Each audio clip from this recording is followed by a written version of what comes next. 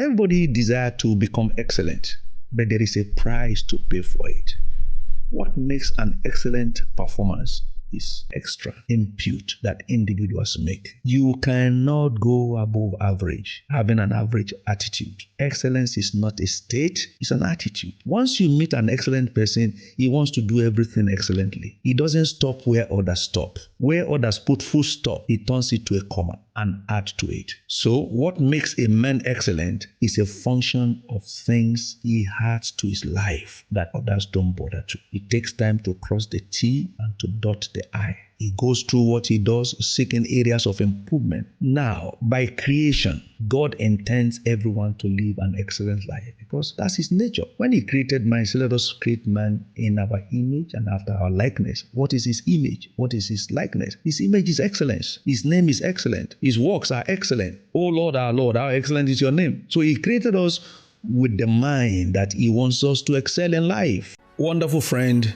brothers and sisters, great day for you, I believe, or wonderful evening or night as the case may be. Whatever time you are on out there, it remains my joy to have you as part of the audience that God gives me the honor and the privilege to speak to across the globe. We've been receiving testimonies from people of the blessing they have been contacting through this privileged platform. And I'm glad. I feel honored to be able to serve you by sharing with you deep thoughts at all times, motivating you, moving you forward. But may I remind you, you may have 1,000 people inspiring you, but you'll never have a second person apart from you who keeps aspiring. No matter how many people you have inspiring you, they are not more than 1% of what makes you. It is your aspiration, your pursuit that brings a crown on the inspiration that you receive from others. Now, in rating people generally, for instance, in academic circle, you have people who are rated as poor, you have some fair, average, good, very good. But the peak of it is excellent. Excellent. Now, everybody desires to become excellent, but there is a price to pay for it. What makes an excellent performance is extra input that individuals make. You cannot go above average, having an average attitude. Excellence is not a state, it's an attitude. Once you meet an excellent person, he wants to do everything excellently. He doesn't stop where others stop. Where others put full stop, he turns it to a comma and add to it. So what makes a man excellent is a function of things he adds to his life that others don't bother to. It takes time to cross the T and to dot the I. He goes through what he does, seeking areas of improvement. Now, by creation, God intends everyone to live an excellent life because that's his nature. When he created man, he said, let us create man in our image and after our likeness. What is his image? What is his likeness? His image is excellence. His name is excellent. His works are excellent. Oh Lord, our Lord, how excellent is your name. So he created us with the mind that he wants us to excel in life. And that's why everything about God is perfect. Excellence means to be perfect, to be fault-free, to be next to none. And that's what God wants you and I. But as we go into the marketplace, we discover, among other things, that a vital key to excellence is expertise. So those who excel in any field of life are considered to be experts. That's where you hear people talk about this person is an expert in engineering, he's an expert in medicine, he's an expert in bridge construction, he's an expert in IT, he's an expert in TV productions, he's an expert in the market, he's an expert in speaking. So it is his expertise that announces his excellence. Those who excel in any field simply stand out to be addressed as experts. Going further the line, expertise is not a gift to be wished. No matter how an average student wish that he excel or to become an expert, he can't wish it to happen. It is neither a virtue to be assumed. Expertise is a product of two things, basically. Number one, skill acquisition via learning. He has to be a learner. And number two is development by practice. One, acquire the skill by learning, and two, develop what you have acquired. Acquisition, development.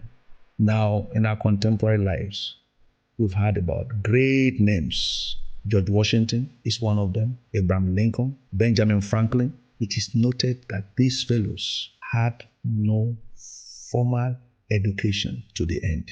As a matter of fact, Benjamin Franklin was said to have had only 2 years of formal education. For whatever reason, he couldn't continue.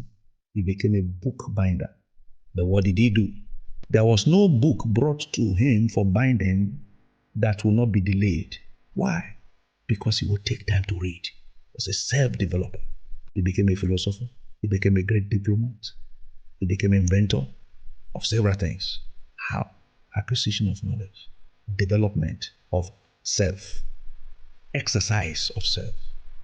These are things that leads to a man becoming an expert, which ultimately announces him as an excellent person.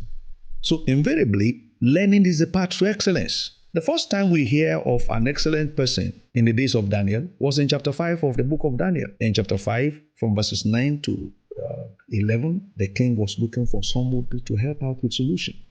And the magicians were called in, the astrologers were coming, the soothsayers were coming.